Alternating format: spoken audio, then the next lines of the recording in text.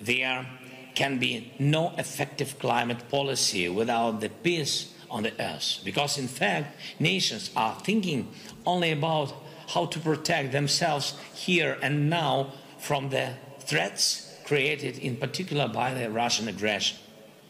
Russia needs to shut the guns and hide its missiles so the world finally hears what we can all really do together to save ourselves from the climate disaster. This Russian war has brought about an energy crisis that has forced dozens of countries to resume coal-fired power generation in order to lower energy prices for their people, at least a little, to lower prices that are shockingly rising due to deliberate Russian actions.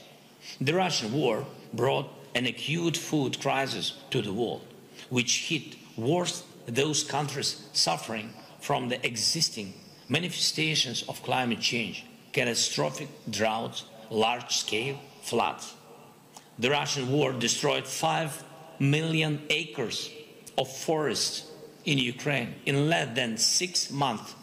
Not every country in the world has such an area of forest that were burned in Ukraine by Russian shelling. The Russian army has turned this nuclear power plant de facto into a military training ground. They are constantly playing with connecting and disconnecting their plant and nuclear reactors from their power grid. There is a direct risk of a radiation disaster.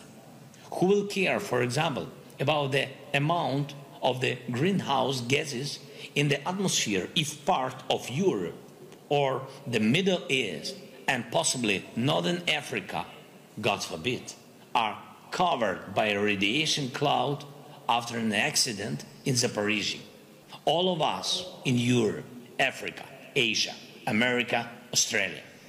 I invite you all to support our initiative presented here at the conference, creation of a global platform to assess the impact of military actions on climate and environment.